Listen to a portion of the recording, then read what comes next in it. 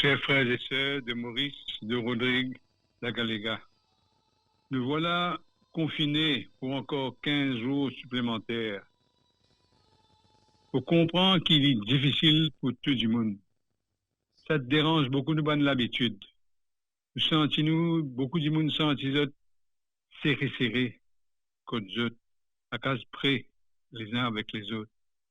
Parce que nos commissions, ça devient compliqué.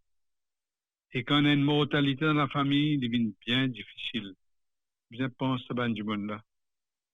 Et quand il y en a aussi un du monde qui toxicomane dans une famille, ça devient bien difficile.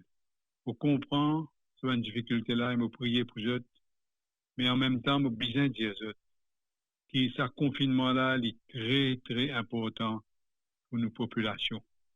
Protège nous-mêmes, protège nos familles, protège les gens qui nous contentent, protège toutes nos populations. Nous tous dans un seul bateau, nous besoin dire. C'est un sacrifice qui, bon Dieu, peut demander nous pour nous capables de protéger nos populations et nous capables de sortir dans cette épidémie-là sans trop de dégâts. Alors, moi, je suis content de remettre ces autres d'avance pour tout ce bon sacrifice que chacun dans sa façon de faire. Vous prier pour tout le monde qui gagne une difficulté, pour eux gagner un nouveau courage. Mais aujourd'hui, je suis content de partager avec vous le psaume 15. Vous pouvez lire ce psaume-là d'abord, et puis c'est une jolie la prière qui est capable de donner nous beaucoup d'encouragement quand nous rentrons là-dedans. Ce psaume-là dit comme ça. Garde-moi, mon Dieu, j'ai fait de toi mon refuge. J'ai dit au Seigneur, tu es mon Dieu. Je n'ai pas d'autre bonheur que toi. Toutes les idoles du pays, ces faux dieux que j'aimais autrefois, ils ne cessent d'étendre leurs ravages. Et tout le monde galope derrière sa fausse divinité. Je n'irai pas leur offrir le sang des sacrifices. Le nom ne viendra pas sur ma bouche. Seigneur, mon partage et ma coupe, de toi dépend mon sort. La part qui me revient fait mes délices. J'ai même le plus bel héritage. Je bénis le Seigneur qui me conseille. Même la nuit, mon cœur m'avertit. Je garde le Seigneur devant moi sans relâche. Il est à ma droite. Je suis inébranlable. Mon cœur exulte. Mon âme est en fête. Ma chair elle-même repose en confiance. Car tu ne peux m'abandonner à la mort, ni laisser ton ami voir la corruption. Tu m'apprends le chemin de la vie. Devant ta face, débordement de joie, et à ta droite, avec toi, éternité de délices. Alors, c'est la prière là qui commence. Garde-moi, mon Dieu. J'ai fait de toi mon refuge. Tu es mon Dieu. Mon seul bonheur, c'est toi. C'est la prière fervente d'une personne qui sent-il menacée. Parce qu'il est attiré par les idoles. Et il demande, bon Dieu, protège-les. Garde-les dans les bras. C'est pourquoi il dit, tu es mon refuge. Mon Dieu lui dit, tu es content, blottis-moi dans tous les bras. Parce que ça du monde-là, il sentit que le vrai bonheur n'est pas dans les idoles. C'est pas une idole qui t'attire lui avant, mais c'est dans la tendresse et la miséricorde du Seigneur. C'est pourquoi il dit, mon Seigneur, c'est toi. Je n'ai pas d'autre bonheur que toi. Il parlait, comment dire, laisse-lui prendre sa piège. Et parce qu'il dit, toutes les idoles de ce pays, c'est Dieu que j'aimais autrefois. Il reconnaît lui-même qui succombait à cette bonne tentation-là. C'est Dieu que j'aimais, ne cesse d'étendre leurs ravages, de faire ravage dans la population.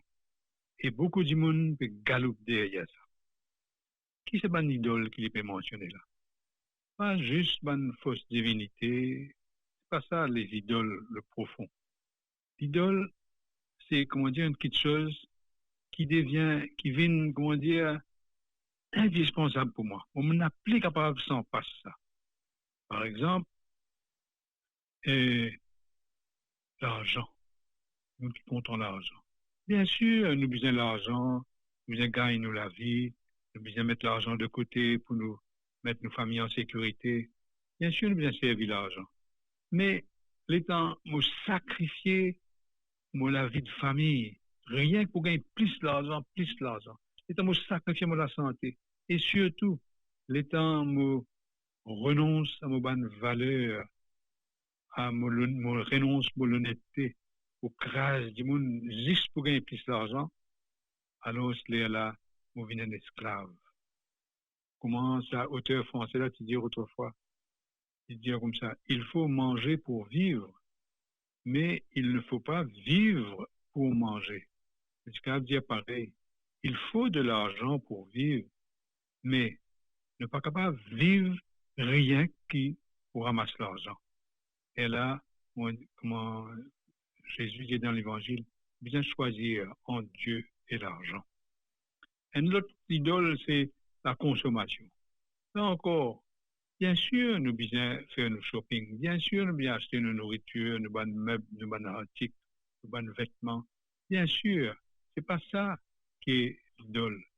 L'idole, c'est quand on dépasse ce qui est nécessaire et on accumule ce qui supplée plus, ce qui n'est pas nécessaire.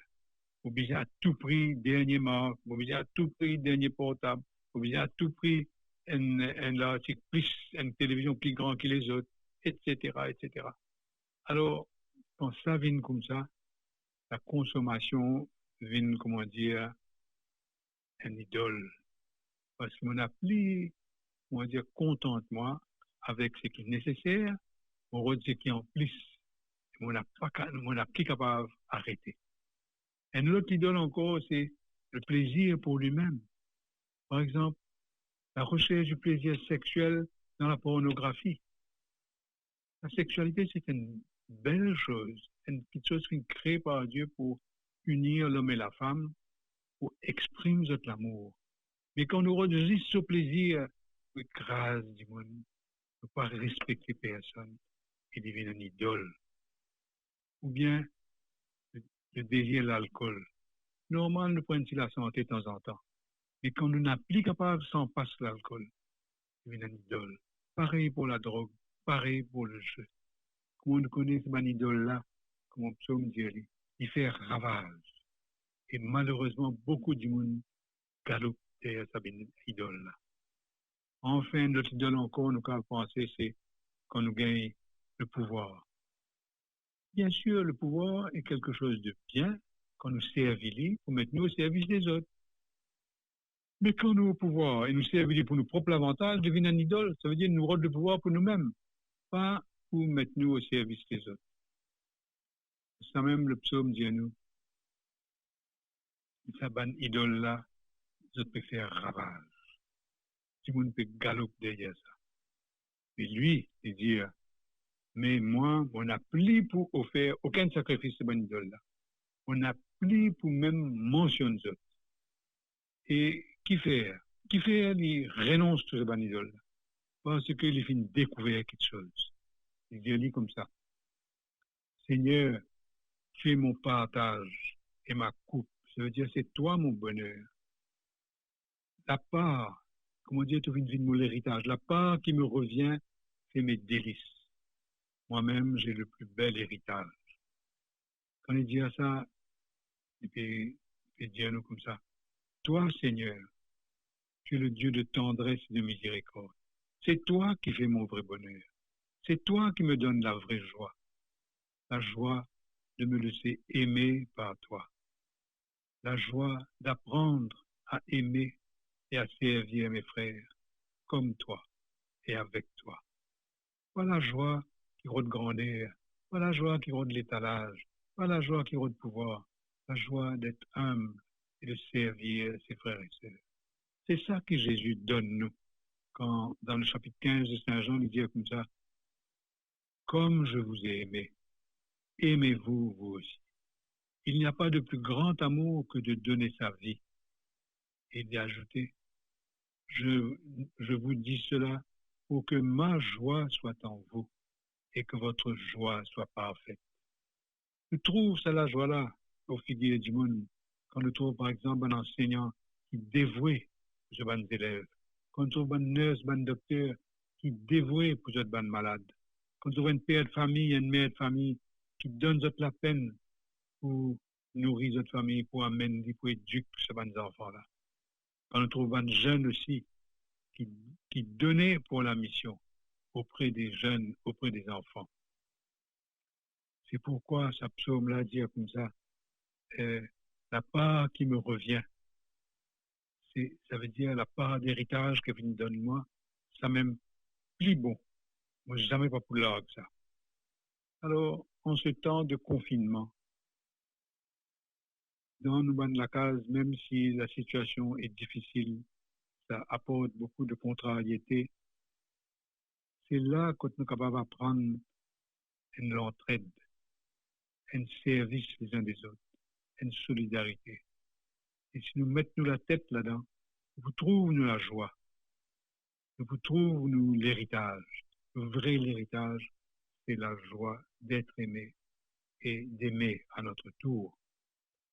C'est pourquoi, à la fin du psaume, ça, psaume-là, comment dire, explosé d'une action de grâce. Il dit comme ça, je bénis le Seigneur qui me conseille. Même la nuit, mon cœur m'avertit. Je garde le Seigneur devant moi sans relâche.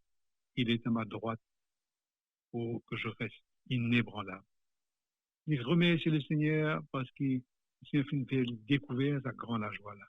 Il est fini de donner de la force pour résister aux idoles et pour pas laisser dévier.